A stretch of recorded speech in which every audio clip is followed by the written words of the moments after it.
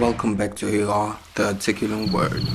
Today you'll be listening to the work of Public Opinion Part 1, which has been written and read by Morogo Pape. To download the full work of a Public Opinion, a link will be given. To download the full free work of a Government of European Necessity, a link will also be dropped. The Articulate Word is part of Articulate, which is a publishing platform, and the work is published through academia, teachable, and also PayPal. The legitimacy and political stability of governments have taken a left turn to an extent where the right to rule over their citizens has been put to the test. Citizens are feeling less obliged to comply with the governing state. Legitimacy in this context will be less of moral obligation which a state has towards its citizens, but rather political behavior and beliefs the state projects onto its citizens. All traditions of rule have been legitimized because previous generations have accepted it. These set of rules have been set in place through laws and institutions which have not been questioned because they reflect on the way the state has functioned, making society tied to an office rather than individuals it represents. At the heart of this issue lies the tension where capitalistic accumulation, which represents impersonal expansion controlled by the achievement of profits, is under attack by popular protests to enforce pressure onto institutions to the unseen increased demand for social welfare and equality.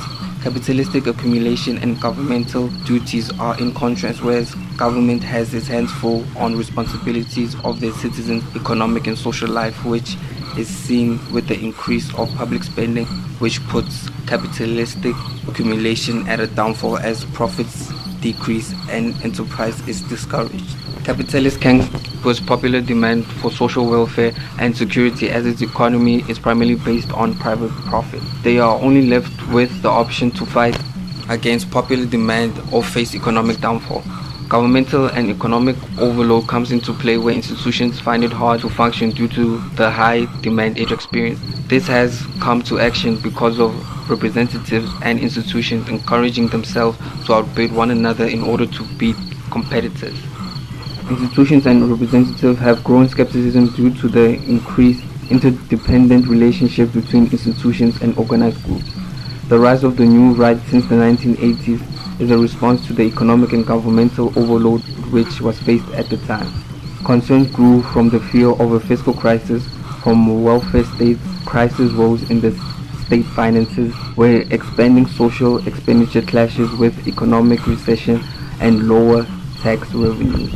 The new right tries to challenge and debunk the values which have been put in place for a progressive and increased institutional responsibilities by trying to place rival values which promoted individualistic behavior and trying to instill a public conscience of moving a welfare state to implement a pro-market and individualistic form of rule. This has reached some form of success as countries such as Australia, France and United Kingdoms have helped themselves to the similar core values. This made the pursuit of equality, justice, rights and public responsibility being put second in comparison towards enterprise, competition and individual responsibility, which was put ahead of everything else. This form of governance is regarded as the most meaningful way to. This is promoted in different manners or ways. The first being consent-based, given from the individual towards the governing institution or government on how they could be ruled. This expands the opportunity of public participation by increasing individual participation in forms of voting, pressure groups and protests. This binds the institutions and different forms of government with the people it represents and provides for. Another way to promote participation is acknowledging that in cases of negotiations, compromise and mediation needs to be taken into account. This in itself creates the opportunity for living in one place with one another but seeking resolutions instead of manners of force to achieve one's outcome. This feeds governing legitimization as the people can see that the institution or different forms of government seek long-term stability in the face of short-term gain. This notion takes away the general term of a good thing and replacing it with a set of ideas and rules which are more relevant and effective towards a changing world. This will also affect other terms such as justice and equality rather than meaning anything to anyone and heading towards the meaning nothing to some. These definitions must be attached with the notion of governance, which people are able to rule themselves directly and ongoingly but in consensus of one another. Promoting a governance of welfare, the redistribution of diminishing social inequalities, making the people a single unit working towards a common goal and creating a general will within the process of decision making, where the goal is placed in popular participation and creating laws where the individual can entertain their own affairs without the coercion of any form, making the meaning of liberty the same but the means of attaining it differing based in and of circumstance. In modern times, the concern is more focused on the individual development and the development of one's community. The focus here is for one to be able to shape one's life and having the freedom to be able to shape one's community. In this way, one is free and bonded to their community by following the law would mean following one's own will, giving a citizen the opportunity to achieve one's desire by participating in the process of decision making, creating an educational experience for all who have participated.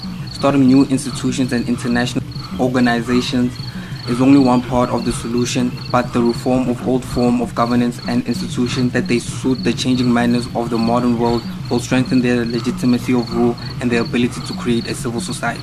Institutions in different form of governance have to offer a different and alternative way to govern, where accountability is proven to exist within them, creating an improved role between individuals and the different forms of governing. This will narrow the increasing gap between a community and the individuals who represent it, making their job a visual manifestation of popular interest, excluding previous expectations of public one and seeing that one person's voice is heard by another. A shift towards an industrial society has created a form of group politics where collective identities are formed and are in continuous compete of one another. Modern social movements are adding the quality of life, the meaning of social advancements, as it has become a shape values amongst citizens. This disregards the previous forms of social goals which has existed and empowers a movement towards a more individualistic form of being governed. This form of new social movements demands a new form of political activism as they seek for more innovative decision making in which existing forms of governance does not have yet or are asking for assistance to achieve the given goal. These social goals include factors such as the political culture and climate of the time. This alone in the past has called for a reform of the constitution and rule of law in both developed and developing countries globally.